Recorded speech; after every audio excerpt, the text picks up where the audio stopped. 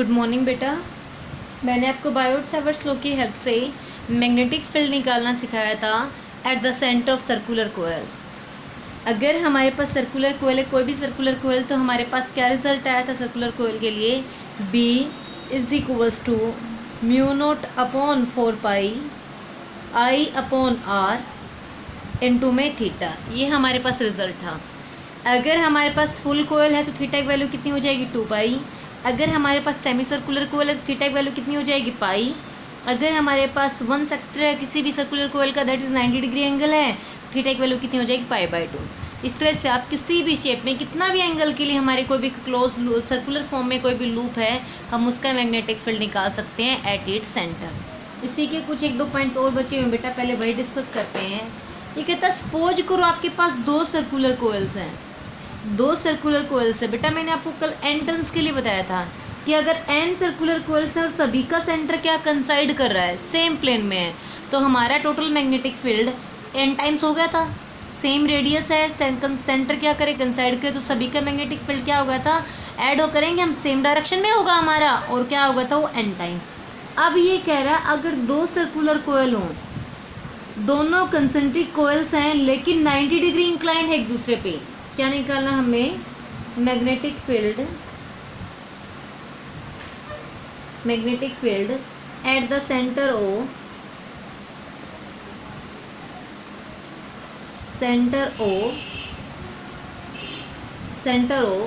Of 2 concentric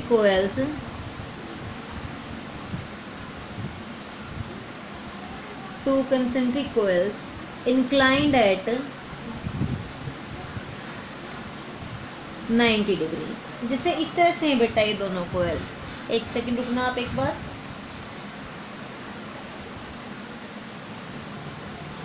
जैसे एक कोयल ये है और दूसरी कोयल हमारी यहाँ पे आ जाए, तो सेंटर दोनों का सेम, जहाँ पे इसी का सेंटर उसी पे उस दूसरी का सेंटर, लेकिन इसके प्लेन पे नॉर्मल हमारा इस साइड जाएगा और दूसरी कोयल जो इस तरह से होगी, सेंटर तो सेम है, देखो उसका सेंटर भी यहीं पे है, इसका सेंटर भी यहीं पे है, तो इसके कारण अगर ये हमारे क्या करंट की डायरेक्शन, तो मैग्नेटिक फील्ड होगा इधर थंब के अलोंग, यानी कि इसके कारण मैग्नेटिक फील्ड होगा इधर।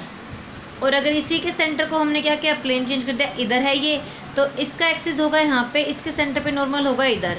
तो इसके करंट, अगर ये डायरेक्शन करंट की तो मैग्नेटिक फील्ड अपवर्ड, और ये डायरेक्शन अगर करंट की है तो मैग्नेटिक फील्ड इधर, और दोनों प्लेन पे क्या है? परपेंडिकुलर। तो हम कैसे रिप्रेजेंट करें? Like this. एक कोयल हमारी ये है तो दूसरी कोयल हमारी ये है, सेंटर दोनों का क्या है? सेम। तो अगर इसमें इस डायरेक्शन में करंट फ्लो कर रहा है, इस डायरेक्शन में करंट फ्लो कर रहा है, तो ये हमारे पास क्या होगा? Magnetic field. Let this is the magnetic field of this coil. और इसमें ये हमारे पास करंट की डायरेक्शन है ऐसे, तो मैग्नेटिक फील्ड क्या होगा? अपवर्ड। ये मैग्नेटिक फील्ड, तो फर्स्ट का मैग्नेटिक फील्ड कितना आ गया? B1। सेकेंड का मैग्नेटिक फील्ड कितना आ गया? B2। अगर कोयल से के प्लेन एक दूसरे पे क्या है? परपेंडिकुलर, तो उनके मैग्नेटिक फील्ड भी क्या होंगे बेटा? एक दूसरे पे परपेंडिकुलर। फिर से बता रही हूँ आपको, ये एक तरह से हमारे पास 2 कोयल्स हैं सर्कुलर। देखो बेटा, जैसे ये है हमारे पास 2 कोयल्स, इसका सेंटर यहाँ पे, और ये हमारे पास दूसरी कोयल है, इसमें इस तरह से अंदर है बेटा, ये पूरी इसके अंदर इस तरह से, तो एक दूसरे पे दोनों क्या? परपेंडिकुलर। दोनों एक दूसरे पे क्या है? परपेंडिकुलर। लेट सेंटर दोनों का क्या कर लिया? कंसाइड। तो अगर ये सेंस ऑफ ओरिएंटेशन है तो इसका मैग्नेटिक फील्ड इधर, मैंने इसको कोयल B2 बोला, इधर करंट क्या करा? कर लो फिंगर्स के अलोंग, तो थंब के अलोंग क्या होगा? Magnetic field.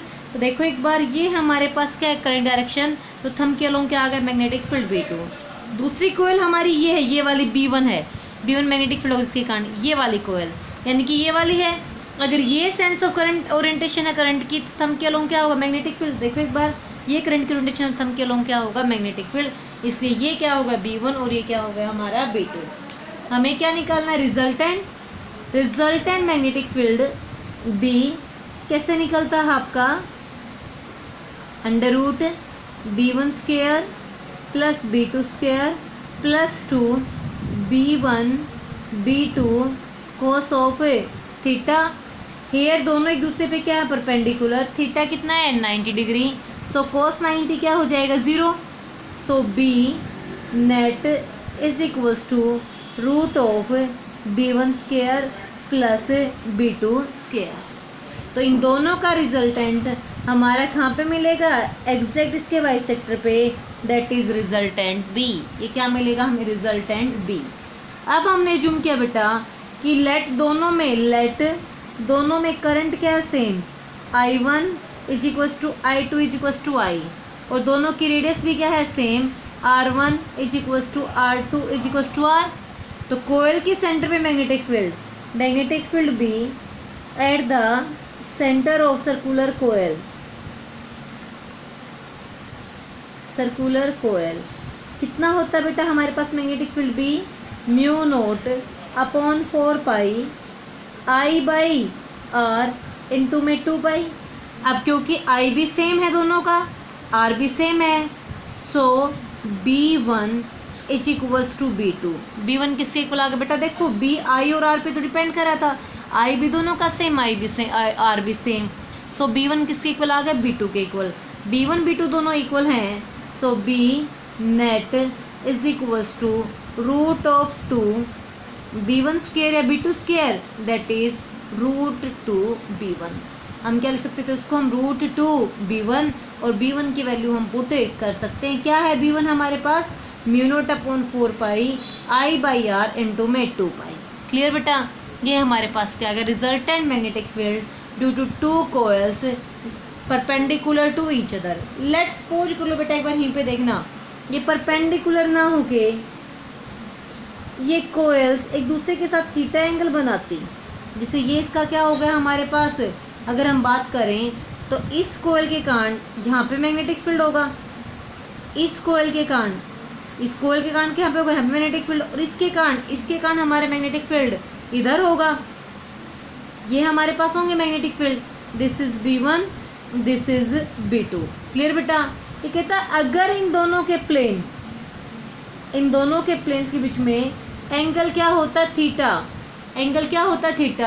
तो ये एंगल थीटा है, तो ये एंगल भी क्या होगा, थीटा ही होगा। तब हमारा भी क्या होता, हम रिजल्टेंट यही यूज करेंगे। Then according to parallelogram law vector addition, ये B1 एक वेक्टर क्वांटिटी, ये B2 भी क्या है, एक वेक्टर क्वांटिटी। रिजल्टेंट क्या होता है, B1 square plus B2 square plus 2 B1 B2 cos of theta. इस तरह से बेटा आप थीटा एंगल से किन्हीं भी कोयल्स के रिजल्टेंट मैग्नेटिक फील्ड कैलकुलेट कर सकते हो। नेक्स्ट पॉइंट पे चलते हैं हम। कहते लेट्स सपोज किया magnetic field at the common centre of 2 concentric coil. 2 concentric coil है, लेकिन अब रेडियस सेम नहीं है। अब तक रेडियस सेम थी, हमारा कंसेंट्रिक कोयल्स के लिए B1 B2 क्या था, इक्वल था मैग्नीट्यूड। डायरेक्शन के कारण हमने क्या निकाले थे, रिजल्टेंट। लेकिन अब रेडियस सेम नहीं है। क्या पॉइंट हेडिंग लिया हमने, magnetic field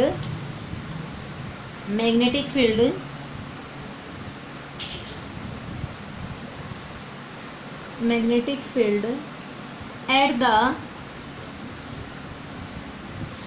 common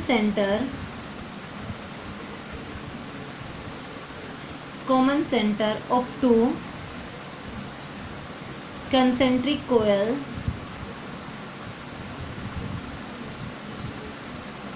of radii R1 and R2 having N1 and N2 turns,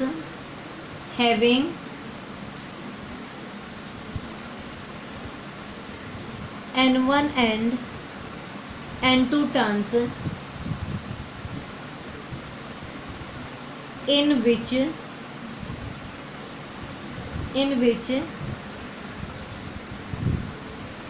current flow in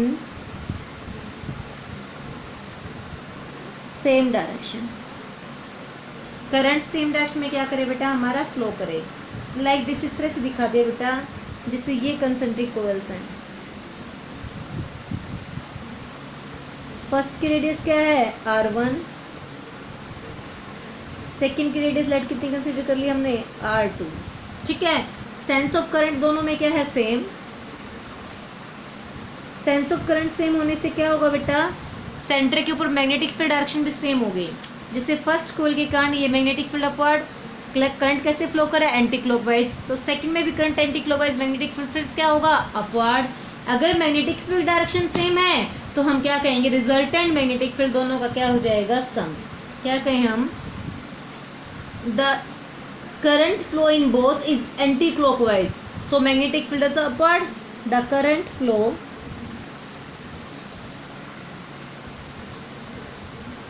in both coils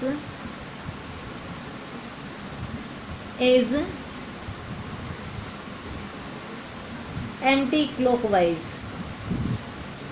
सो इससे क्या होगा, magnetic field, so B due to both is in same direction, that is upward. किस direction में है वो, upward में। सो B direction same है तो B net is equals to B1 plus B2। Direction same है तो क्या होगा, वो अपवर्ड है तो डायरेक्शन सेम है तो ऐड हो जाएगा B1 प्लस B2। B1 की वैल्यू क्या होगी बेटा हमारे पास, B1 की वैल्यू क्या होती है सर्कुलर कोयल के सेंटर पे, mu not upon 4 pi I. Current दोनों में क्या है, same current, I in which current flow in same direction, current I, दोनों में करंट भी क्या है बेटा, सेम, अपॉन फर्स्ट की रेडियस कितनी है, R1, mu not upon 4 pi I upon R1 into में 2 pi. This is the magnetic field due to the circular coil at it centre, plus mu not upon 4 pi I upon R2 into में 2 पाई। हम mu naught upon 4 पाई को common निकाल दें, आई को भी common निकाल दें, 1 अपॉन R1 प्लस 1 अपॉन R2, 2 पाई भी हमारे एक तरह से कॉमन, हम आगे से 2 पाई से 4 पाई 2 पाई कैंसिल हो जाएगा, तो क्या रिजल्ट आया हमारे पास, म्यू नॉट अपॉन 2 आई 1 अपॉन R1 प्लस 1 अपॉन R2। ये कब था बेटा, जब दोनों में करंट की डायरेक्शन क्या है, सेम। अगर करंट की डायरेक्शन अपोजिट हो जाए, if current flow in opposite direction, अगर करंट अपोजिट डायरेक्शन फ्लो करेगा तो क्या होगा बेटा हमारा, B is also opposite, B भी क्या हो जाएगा, अपोजिट। लेट्स सपोज कर लो फर्स्ट कोयल में तो है एंटी क्लॉकवाइज और सेकंड कोयल में कैसे बेटा, क्लॉकवाइज। क्लियर बेटा, तो फर्स्ट के कारण क्या होगा, मैग्नेटिक फील्ड अपवर्ड, सेकंड के कारण मैग्नेटिक फील्ड क्या होगा, downward. B inversely proportional to R है, जिसकी रेडियस बड़ी उसका मैग्नेटिक फील्ड कम, तो क्या कहें हम यहाँ पे, जिसकी रेडियस कम उसका मैग्नेटिक फील्ड ज़्यादा, तो क्या कह सकते थे बेटा, सेंटर पे दो मैग्नेटिक फील्ड होंगे B1 और B2, बड़ा कौन है, जिसकी रेडियस कम है, यानी कि किसकी, B1 की माइनस B2। B1 कैसे होगा, B1 डॉट, क्योंकि anti clockwise magnetic field upward, B2 cross clockwise magnetic field downward. So क्या आ जाएगा हमारे पास, म्यू नोट अपॉन 2I 1 अपॉन R1 minus 1 upon R2। Clear बेटा, हमने क्या निकाल दिया, magnetic field due to 2 circular coils having current in opposite direction. अगर नंबर ऑफ टर्न्स हैं हमारे पास, क्या नंबर ऑफ टर्न्स भी हैं, तो इसमें दे रखा था इसी क्वेश्चन में भी कि नंबर ऑफ टर्न्स है। अगर नंबर ऑफ टर्न्स की तो बेटा हम नंबर ऑफ टर्न से मल्टीप्लाई, दिस इसकी मल्टीप्लाई N1 से, इसकी मल्टीप्लाई N2 से, दिस इज N1 N2। तब अगर नंबर ऑफ टर्न्स देखे तो हमारे पास क्या आ जाएगा बेटा, रिजल्ट आ जाएगा। कर लोगे सोल्व, नंबर ऑफ टर्न्स दे रखे हैं तो नंबर्स ऑफ टर्न से क्या हो जाता है, मल्टीप्लाई, अगर सभी का सेंटर क्या है, सेम पॉइंट पे कंसाइड कर रहा है। नेक्स्ट बेटा ये कहता है, if a charge ring having charge Q and radius R rotates with frequency no.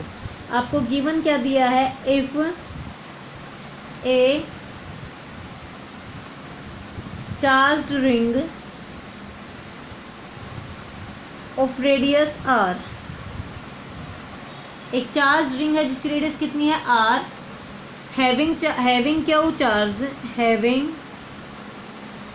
Q charge, उसके पास चार्ज है, कितना चार्ज है Q, रोटेट्स विद फ्रीक्वेंसी,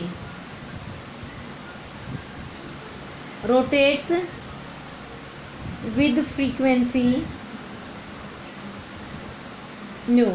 जैसे बेटा इस रिंग के सर्क्यूम्फ्रेंस पे कोई चार्ज दे रखा है क्यू, और ये क्या करना शुरू कर दे, न्यू फ्रीक्वेंसी से रोटेट करना शुरू कर दे, तो एक तरह से वो चार्ज क्यू मोशन में आ गया। और जब भी चार्ज मोशन में आएगा तो किस तरह बिहेव करेगा, लाइक करंट इज इंड्यूस्ड, तो उसके सेंटर पे क्या हो जाएगा, मैग्नेटिक फील्ड इंड्यूस हो जाएगा। हमें वो मैग्नेटिक फील्ड निकालना है। देखो एक बार, सबसे पहले क्या कहा हमने, कितना चार्ज है क्यू, किस फ्रीक्वेंसी से फ्लो कर रहा है, न्यू से, तो हम क्या कह सकते थे, current I is equals to Q by T, charge by time, तो हम इसे ही आई को कह सकते हैं क्यू इंटू में न्यू, आई की वैल्यू इनपुट कर सकते हैं। So magnetic field B at the centre, centre के ऊपर मैग्नेटिक फील्ड कितना होगा बेटा, बी इज इक्वल्स टू क्या होता है, B mu not upon 4 pi I by R into में 2 बाई, हम आई की वैल्यू पुट कर देंगे क्यू इंटू न्यू, क्या आ गया हमारे पास, mu not upon 4 pi Q into में न्यू अपॉन आर इंटू में 2 पाई। हम 2 पाई से 4 पाई को कैंसिल कर सकते हैं बेटा 2 पे, mu not upon 2 nu pi by R. इस तरह से आप किसी भी charge ring, movable charge ring having current का मैग्नेटिक फील्ड कैलकुलेट कर सकते हो। नेक्स्ट पॉइंट बेटा, ये कहता है if an electron is revolving around the nucleus, if an electron revolving around the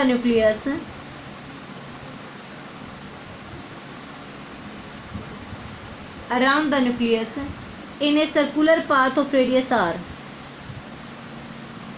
in circular path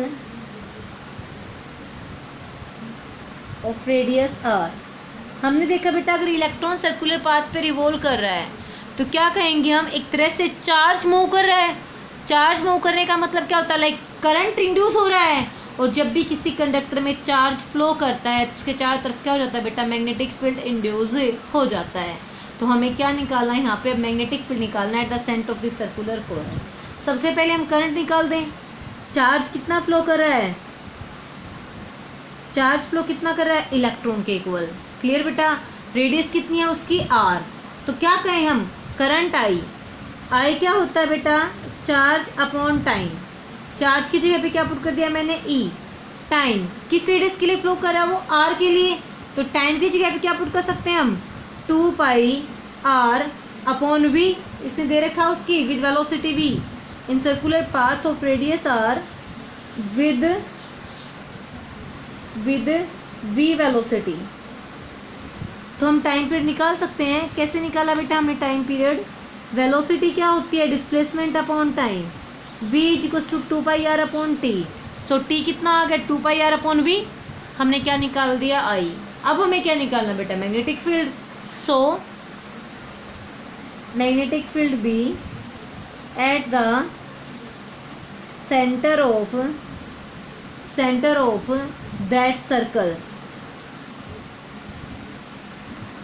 क्या होगा बेटा, at centre of that circle कितना होगा बेटा, मैग्नेटिक फील्ड सर्कल के ऊपर, B is equals to mu not upon 4 pi I by R into में 2 पाई, हम आई की वैल्यू पुट कर दें, mu not upon 4 pi, I की वैल्यू क्या है हमारे पास, E upon 2 pi R, upon में भी मल्टीप्लाई में चलाएगा, आई की वैल्यू पुट की, अपॉन आर इंटू में 2 पाई, 2 पाई से 2 पाई कैंसिल, क्या आ गया हमारे पास, mu not upon 4 pi E V upon R square. तो मैग्नेटिक फील्ड क्या है हमारे पास, mu not upon 4 pi E V upon R square, clear बेटा। इस तरह से magnetic field due to the moving electron at its centre calculate कर सकते हैं।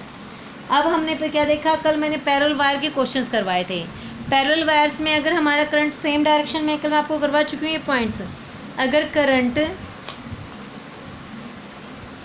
अगर हमारा magnetic field due to parallel wires, magnetic field due to parallel wire having current, clear बेटा। लेट हमने 2 वायर कंसिडर कर ली बेटा, this is first wire, this is second wire, first wire second wire.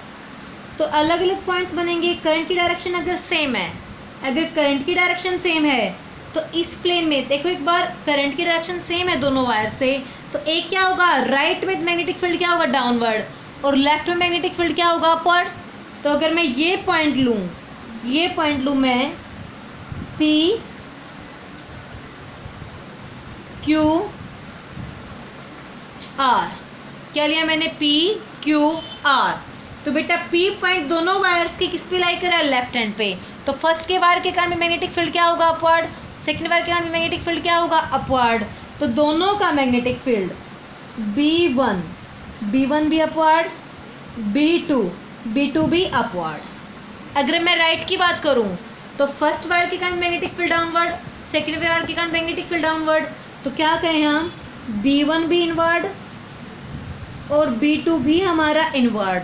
लेकिन अगर इस प्लेन की बात करूं मैं, तो ये फर्स्ट के तो किस में है, राइट में, मैग्नेटिक, फर्स्ट के सेकंड के किस में है, राइट में, मैग्नेटिक फील्ड इनवर्ड, और फर्स्ट के किस में है, लेफ्ट में, मैग्नेटिक फील्ड आउटवर्ड। तो इसमें क्या होगा, B1 तो क्या है, अपवर्ड, और B2 सेकंड वायर के कारण B2 क्या है, डाउनवर्ड। इस तरह से आप मैग्नेटिक फील्ड कैलकुलेट कर सकते हो। तो मैं निकाल सकती हूँ तीनों पॉइंट्स पे, P Q और R पे। किसी भी पॉइंट पे निकलना बेटा आप सभी का निकल जाएगा। तो क्या कहें हम, at P B is equals to B1 plus B2। बेटा एक पॉइंट और कंसिडर कर सकते हैं हम यहाँ पे, डिस्टेंस। फर्स्ट लेट दोनों के बीच का डिस्टेंस कितना है, लेट दोनों के बीच का जो डिस्टेंस है वो कितना दे दिया आपको, R। तो ये P पॉइंट का डिस्टेंस कितना मान लिया हमने, X। तो क्या होगा B मैग्नीट्यूड, फर्स्ट वायर से तो R plus x, first wire से डिस्टेंस कितना हो जाएगा, R प्लस एक्स, और सेकेंड वायर से ओनली X। तो क्या आ जाएगा हमारे पास, B1 की जगह पे μ0/4 पाई I बाई, B1 की जगह पे B1 का डिस्टेंस कितना है, R प्लस एक्स, और क्या होगा हमारे पास, इनटू में 2 पाई, प्लस B2 की जगह पे μ0/4 पाई, करंट फिर से सेम फ्लो करा I, या I1 I2 बोल दो, I1 I2, सेकेंड से डिस्टेंस कितना होगा, ओनली X, इनटू में 2 पाई, और डायरेक्शन क्या है, डॉट का मतलब क्या है, अपवर्ड, डायरेक्शन क्या होगी इस B की, अपवर्ड। इस तरह से बेटा आप किसी भी पॉइंट पे मैग्नेटिक फील्ड निकाल सकते हो। एट क्यू से बेटा, क्यू के लिए B, नेट कितना होगा, B1 माइनस B2, क्या होगा हमारे पास, B1 माइनस B2। क्यों, क्योंकि P पॉइंट अगर मैंने P पॉइंट, Q पॉइंट हमारा ये है, अगर फर्स्ट वायर से डिस्टेंस X है तो सेकंड से कितना रह जाएगा, R माइनस एक्स। अगर फर्स्ट वायर से डिस्टेंस कितना है, X, या कोई और डिस्टेंस कंसिडर कर लो बेटा, लेट मैंने फर्स्ट वायर से डिस्टेंस कंसिडर कर लिया X डैश, तो ये कितना रह जाएगा, R माइनस एक्स डैश। इस तरह से बेटा आप कैलकुलेट कर सकते हो। तो क्या, जिसका डिस्टेंस कम उसका मैग्नीट्यूड ज़्यादा, तो B1 ज़्यादा, क्या होगा, B1 माइनस B2, B1 की जगह पे μ0/4 पाई I1 अपॉन, फर्स्ट से डिस्टेंस कितना है, X डैश, इनटू में 2 पाई माइनस μ0/4 पाई, करंट कितना फ्लो कर रहा है सेकंड में, I2, सेकंड से distance R minus X dash, into में 2 पाई। क्लियर बेटा। सिमिलरली एट R पे भी कितना हो जाएगा हमारे पास, B is equals to B1 plus B2, और क्या होगा वो, downward to the plane. Clear. इस तरह से आप किसी भी पॉइंट पे नेट मैग्नेटिक फील्ड कैलकुलेट कर सकते हो।